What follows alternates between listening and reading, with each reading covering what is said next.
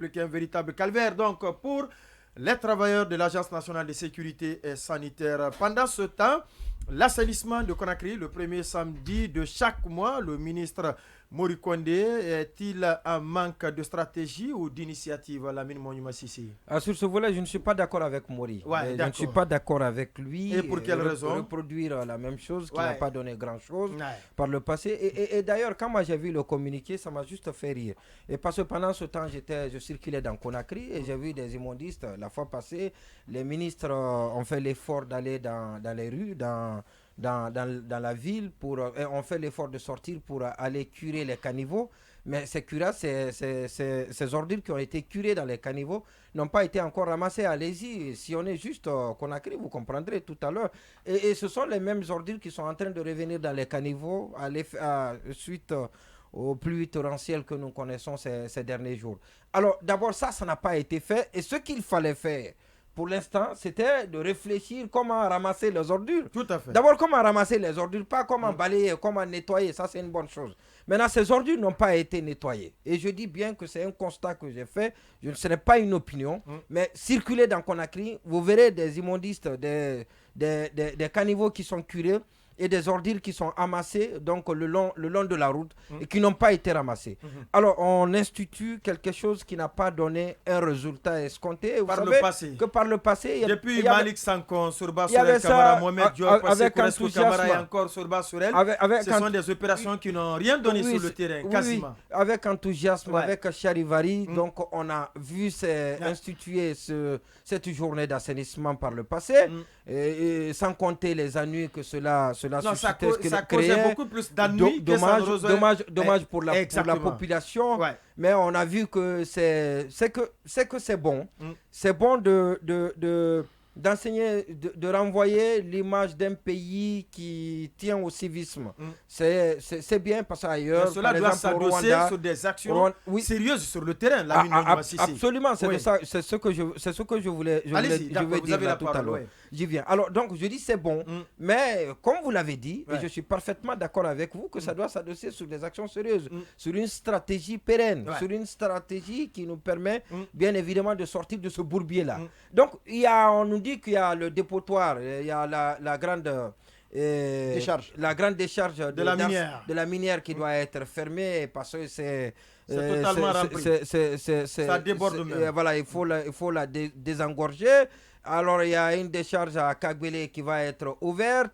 Et il y a un financement le financement, ça c'est depuis très longtemps, ça ne date pas de maintenant, ça c'est important, et depuis très longtemps on nous parle de ce financement de l'AFD pour la mise en œuvre, l'opérationnalisation de cette décharge, mais le problème qui s'est toujours posé, c'est un problème de logistique, de transport des déchets de Conakry à cette décharge de Kabylie. Alors pour le moment, en attendant, donc il fallait trouver une solution par rapport à cette décharge qui est là et qui permet l'évacuation très rapidement des ordures. Donc rien n'est fait pour le moment. On a vu le génie militaire se mobiliser pour aller déblayer, pour aller arranger, pour aller faire des petits arrangements dans ces décharges, donc à ces lieux.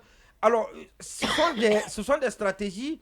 Et la gestion des PME, et tout ça doit être discuté. Il y a des PME qui n'ont pas les moyens de transporter, qui ramassent, il y a des dépotoirs, parce qu'il y a le dépotoir, la décharge de Dar Salam, il y a aussi des dépotoirs intermédiaires. Ce sont des PME inefficaces qui sont sélectionnés par affinité. Il y a des dépotoirs intermédiaires qui doivent être créés, donc à partir desquels dépotoirs, donc les PME partent déposer et l'État son tour transporte. Donc tout cela n'est pas fait. Je vous dis que très sincèrement, la question d'assainissement doit être mûrie et doit être réglée avec beaucoup de discernement, avec moins de passion, avec moins d'émotion, avec moins d'enthousiasme, mais plutôt il faut un recul, il faut une stratégie, il faut une véritable stratégie. C'est pas parce que tout le monde parle d'assainissement, c'est pas parce qu'on crie à la puanteur de la ville, et ce qui n'est pas faux, qu'il faut prendre une décision qui malheureusement ne pourrait pas nous sortir de cette situation. Coup de balai. De ce côté, je demande au ministre de l'administration qui est en train de faire des bonnes choses ailleurs, certainement, mais dans ce cadre de l'assainissement... Vous en connaissez des bonnes choses qui sont faites? Oui, on n'est pas là pour faire le procès de sa gestion. Non, je demande juste... Non, on parle de l'assainissement, oui. Mais dans ce cadre-là, il y a beaucoup plus d'apparitions, il y a beaucoup plus de discours que de réalisme, de faits concrets. Je vais rejoindre Charles Ouraïd qui avait dit, je pense qu'il l'a dit la fois dernière, que ce n'est pas la solution. On a fait peut-être, si vous voulez, renverser par rapport à ce communiqué, juste par rapport à ce qui avait été pris à l'époque au temps de Alpha Condé.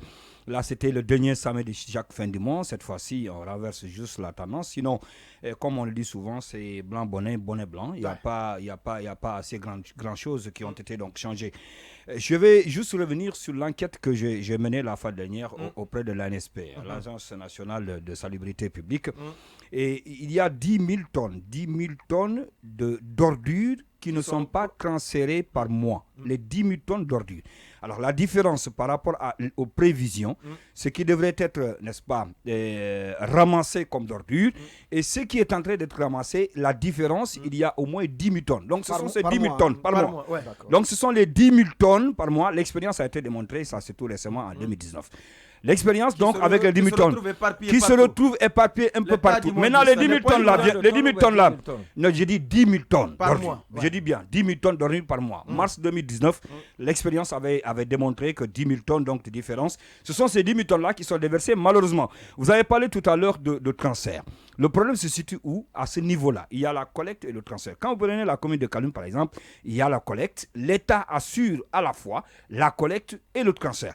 Mais malheureusement, au niveau des communes, Matam, Ratouma, Dixine et Matoto, l'État peut assurer juste la collecte et non pas le transfert. C'est-à-dire les déchets ménagers qui quittent les familles au niveau des points qui sont identifiés pour qu'après, les sociétés, avec la logistique, notamment Al-Bayrat et encore, je ne sais pas, Pissimi, qui viennent pour récupérer. À ce niveau, l'État ne fait pas d'efforts. Ce sont les PME, justement, qui gèrent le transfert. Et malheureusement, à ce niveau aussi, les PME, la sélection, elle est faite par affinité. Souvent, on sélectionne des PME qui ne sont pas efficaces. Qui ne sont pas à la hauteur. Qui ne sont pas à la hauteur. Autre aspect, c'est quoi? C'est que